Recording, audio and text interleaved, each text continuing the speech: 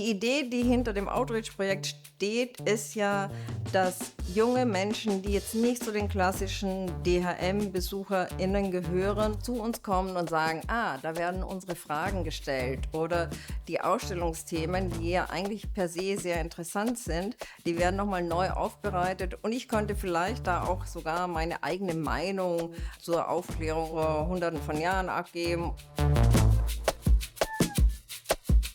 Wir haben versucht, immer über einen Gegenwartsbezug zu gehen. Also zu sagen, okay, in der Ausstellung sprechen wir über Themen wie Pädagogik, wie Rassismus, wie Geschlechtermodelle, wie Bildung, wie Wissen und Wissenschaften.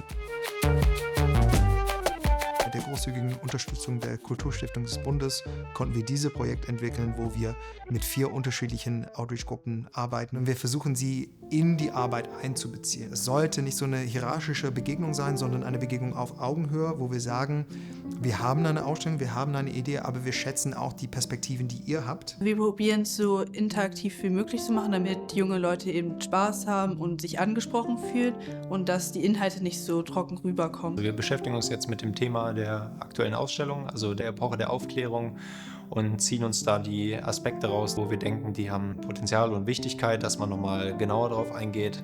Und dann werden wir die in unserer eigenen kleinen Ausstellung kuratieren und gestalten und dann werden wir schauen, was am Ende bei rauskommt. Ich würde schon sagen, dass sich meine Sicht verändert hat. Vor allen Dingen, dass ich selber an einer Ausstellung mitarbeiten kann, hat mein Interesse wieder mehr geweckt an Museen. Wir sind ins DHM gefahren, was wirklich super viel Spaß gemacht hat. Ich persönlich war vorher noch nie da und haben uns dann einfach immer mehr mit Aufklärung beschäftigt. Gab es eigentlich damals schon Kinderbücher? Wie sah die Pädagogik überhaupt aus? Wir haben uns dann mehr mit dem Berufsbild der Erzieherin beschäftigt. Die individuelle TeilnehmerInnen der Gruppe bringen ihre eigenen Perspektiven und Lebenserfahrungen und auch, muss man auch sagen, Expertise. Also hier ist es konkretes Wissen über Pädagogik, aber in anderen Bereichen persönliche, subjektive Erfahrungen mit zum Beispiel Rassismus. Und das zu benutzen, um unser Wissen und um die Ausstellung zu ergänzen und die Ausstellung dann interessanter und vielleicht relevanter für einen breiteren Kreis an möglichen BesucherInnen zu machen, finde ich sehr schön.